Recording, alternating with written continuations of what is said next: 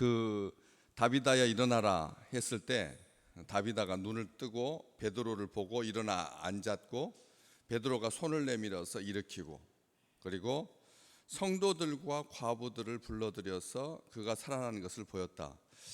여기 이 성도들하고 과부들을 분리하고 있는 것을 보게 됩니다. 성도들과 과부들을 분리하고 있고, 그리고 그가 살아난 것을 그 사람들에게 보여서 온 요파 사람이 알고 많은 사람이 주를 믿게 되었다. 이 결과가 이제 많은 사람이 주를 믿는 것으로 끝나고 있는데, 베드로가 손을 내밀어서 일으킵니다. 이 베드로가 손을 내밀어서 앉아 있는 다비다를 일으켜 세우는 것, 일으키는 것, 이것은 그냥 단순하게 앉아 있는 것을 일으키는 그런 어떤 상황에 대한 묘사이면서도 동시에 손을 내밀어서 손을 잡고 일으키는 거니까 이것은 죽었다가 살아났다라고 하는 확증으로서의 묘사입니다. 왜냐하면 제사장은 시신을 만져서는 안 되기 때문에, 시체를 만져서는 안 되기 때문에, 그래서 만졌다라고 하는 이 말은, 이것은 의미는 이게 살아있다라고 하는 의미인 거죠. 이 살아있으나 죽은 자가 있고, 죽었지만 죽은 것이 아니라 살아있는 사람이 있습니다. 믿음의 백성들은 산 자 같으나 죽은 자가 아니라 죽었을지라도 살아있는, 그렇기 때문에 주의 백성들이 이 말, 손을 내밀어서 일으킨다라고 하는 이것이 얼마나 귀한 축복인지 다시 한번 이 말씀을 통해서 확인하게 되는데, 손을 내밀어서 다비다를 일으킨 다음에 베드로가, 저는 이 다비다에게 이럴 것 같습니다. 얼마나 놀랐는지, 얼마나 아팠는지, 얼마나 힘들었는지, 얼마나 원망스러웠는지, 얼마나 두렵고 외롭고 슬펐는지, 죽었을 때. 보통 이 죽었다가 살아난 사람들에게서 우리는 듣고 싶은 게 있지 않습니까? 뭘 봤는지, 사후의 세계는 어떤지, 정말 죽으면 지옥으로 가는 건지, 아니면 공중을 떠도는 건지, 구천을 떠도는 건지, 밝은지 어두운지, 몸에서 영혼이 빠져나가는 순간은 어떤지, 얼마나 질문할 게 많겠습니까? 죽은 지 당일날 이 시체를 씻어서 다락방에 누였고, 가까운 한 18km 정도밖에 안 떨어져 있는 이 루따에서 요바까지 내려와 가지고, 그래서 그 죽음의 순간이 사흘쯤 되지 않았으니까 충분하게 그 사후의 세계에 대해서 설명하지 못할지라도, 순간이었을지라도, 그냥 죽었다가 숨이 멎었는데 한 12시간 이내에, 24시간 이내에 다시 살아나서, 그럴지라도 묻고 싶은 것이 참 많았을 거라는 것이죠. 주님을 만났는지,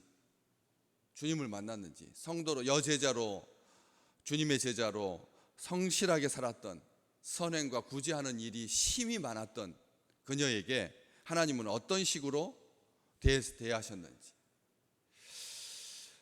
여기 이 사건에 가지고 있는 특징 중에 하나는 이 애니야도 그렇고 또 다비다도 그렇고 말이 없다는 거예요. 말이 없습니다. 침상에 누운 지 8년째 되었을 때 베드로가 애니야야, 예수 그리스도께서 너를 낫게 하시니 일어나 내 자리를 정돈하라. 곧 일어나니, 이렇게 끝나지. 거기에서 얼마나 말하고 싶었겠습니까? 말하고 싶은 시대 아닙니까? 이 시대가 모두가 다 말하고 싶어 합니다. 더디게 말하는 자녀가 말이 탁 터지는 순간 듣지 않습니까? 단어로 트이는 것이 아니라 문장으로 트인다. 많은 사람들이 그렇게 그 안타까운 마음으로 기다려주면은 순간 하고 싶은 말을 다 쏟아놓을 수 있을 만큼 그런 말이 많은 시대인데, 이 다비다는 아무 말도 기록되어 있지 않습니다. 그리고 그 정황만 기록되어 있다는 것이죠. 한숨을 쉬면서 눈을 부릅뜨고 딱 일어났을 때 눈을 떠가지고 베드로를 보고 일어나 앉았다가 손을 내밀어서 딱 일으켰을 때 훅 하고 한숨을 쉰다든지 뭐 이런 어떤 동작 아무것도 기록되어 있지 않습니다. 또 말을 했는데 뭐 저주하고 탄식하고 하나님 원망하고 사탄의 소리 하지 아니하고 쉰 소리로 쇠소리로 격앙된 소리로, 우리가 참 그런 두려움이 있지 않습니까? 죽었다가 살아난 사람들이 목이 쉬어가지고 잠겨가지고 내뱉는 소리가 그 후손들을 막 야단치는 그런 영화에 그런 장면들을 너무나 많이 봐가지고 죽은 다음에 다시 살아난 사람들이 그렇게 격앙된 반응을 우리가 충분히 예측할 수 있는 그런 반응을 보이지 아니하고 단잠에서 깨어나서 아무것도 아닌 것처럼 아무 일도 없었던 것처럼 일상으로 돌아오는, 일으켜서 성도들과 과부들을 불러들여서 그가 살아난 것을 보여주고, 그래서 온 요파 사람이 알게 되고 많은 사람이 주를 믿게 되는 이 사건은 우리로 하여금 긴 병을 이기고 다시 살아난다라고 하는 것이 참 간증할 거리도 많고 또 여러 가지 그런 이야기들을 하겠지만, 요즘 요 세대가 정말 그 수명이 연장되면서 그걸 보살펴야 되는 그 가족들이 겪는 그런 일들, 그런 느낌들, 그런 감정들, 하고 싶은 말들 참 많을 텐데 그런 말은 아무것도 하지 아니하고 이렇게 베드로가 손을 내면서 일으키는 마지막이죠. 베드로가 무릎을 꿇고 기도하고 돌이켜서 시체를 향하여서 다비다야 일어나라고 하고 그 다음에 눈 뜨고 앉았을 때 손을 내밀어서 일으키고 하는 이런 과정 속에서 시편 9편에서 다윗은 우리 주님을, 하나님을 뭐라고 고백했냐면 사망의 문에서 일으키시는 하나님, 사망의 문에서 일으키시는 하나님이라고 그렇게 하나님을 부릅니다. 사망의 문에서 일으킨다. 사망에서 일으킨다고 하고 하지 아니하고 사망의 문에서 일으킨다. 사망의 문을 통과하는, 이 문이라고 하는 이 개념이 가지고 있는 것처럼 육신을 입고 있는 이 세계와 그 다음에 죽음의 세계, 아무것도 그냥 창문처럼 문처럼 출입하는 개념인 겁니다. 우리가 그냥 죽음은 단절이고 죽음은 암흑이고 죽음은 소멸이고 죽음은 없어지는 그런 개념이 아니라 사망의 문이라고 하는 말, 그 표현에서 보듯이 문이라고 하는 것처럼 출입하게 되는 것이죠. 그런 것을 잘 보여주는 사건이 바로 이 다비다 도르가의 사건인 것이죠. 죽음에 대해서 많은 사람들이 그렇게 수십 년, 수천 년, 수백 년 동안 다들 경험했을 텐데도 아무도 죽음에 대해서 확고한 어떤 진리나 어떤 개념이 없습니다. 그냥 경황 없이 세상 떠나고 맙니다. 그러고 난 다음에야 다시 한번 돌아보게 되는 거죠. 우리의 삶이라, 우리의 인생이라고 하는 것이 어떤 것인지. 그래서 사망의 문에서 일으키신다라고 하는 이 표현을 우리가 기억하셔야 됩니다. 죽음에 대해서 두려워할 필요도 없고 또 죽음에 대해서 영원한 단절, 고립 이런 개념이 없는 것이, 출입하고 나듯이, 출입하듯이 들고 나듯이 이렇게 나오는. 그래서 나중에 사도 바울은 골로새 교회에게 편지하면서 죽은 자들 가운데서 그를 일으키신 하나님의 역사를 믿는 자, 우리가 어떤 존재, 세례를 설명하는 과정 속에서 하나님은 죽은 자들 가운데서 그를 일으키신 하나님, 우리 주님 아들을 일으키신 하나님, 일으키신다라고 하는 이 표현을 그렇게 설명하고 있습니다. 또 시편 113편에 보면 가난한 자를 진토에서 일으키시는 하나님, 하나님은 항상 사망의 문에서 일으키시고 죽은 자들 가운데서 아들을 일으키시고 그리고 가난한 자를 진토에서 일으키시고, 이사야서 45장에 보면 의로 하나님께서 자기 백성을 일으키실 것이다. 의로 일으키실 것이다. 일어난 자가 그냥 무기력한 채 과거의 어떤 경험, 그 뇌 손상으로 인하여서 좀 멍한 상태로 이렇게 좀비처럼 시신처럼 이렇게 돌아다니는 그런 개념이 아니라 일어난 다음에 더 강해지는, 하나님께서 자기 백성을 진토에서 일으키실 때, 가난한 자를 일으키실 때, 하나님을 향하여서 심령이 가난한 자를 일으키실 때, 의로 일으키실 때 일어난 사람들은 하나님의 역사를 이루는 그 뒤가 바로 그 내용인 거죠. 성도들과 과부들을 불러들여서 그가 살아나는 것을 보여줬다. 가장 그녀가 살아난 것을 보고 싶었던 사람들 아니겠습니까? 하나님께서 이렇게 끝내시지 않을 것이다라고 하는 믿음을 갖고 있었던 사람들, 그런 사람들에게 하나님께서 보여주는 거죠. 다비다가 다시 살아나는 것, 성도들과 과부들을 불러들여서 그가 살아나는 것을 보이고 온 요파 사람이 알고 많은 사람이 주를 믿게 되는, 그 이전보다 그녀가 정성껏 겉옷과 속옷을 해가지고 과부들을 보살폈던 그 이전보다도 더 그때는 단순하게 선물이었고 정성이었고 긍휼의 차원이었겠지만, 이제는 그녀가 다시 살아난 다음에 하나님께서 그를 일으키신 다음에 이 세상 성도들과 과부들이 그녀를 대하는 온 요바의 사람들이 알게 되고 많은 사람이 주를 믿게 되는 이 경이로운 하나님의 역사를 일으키신다는, 하나님께서 그렇게 하신다는 것이죠. 우리가 조금 아프고 난 다음에 80% 90% 회복되는 것에 대해서 사람들은 경이롭다고 말합니다. 하나님은 그 정도로, 아니면 전과 좀 비슷하게가 아니라 전보다 더 월등하게 확실하게 하나님께서 이런 놀라운 일들을 선물로 허락해 주신다는 것이죠.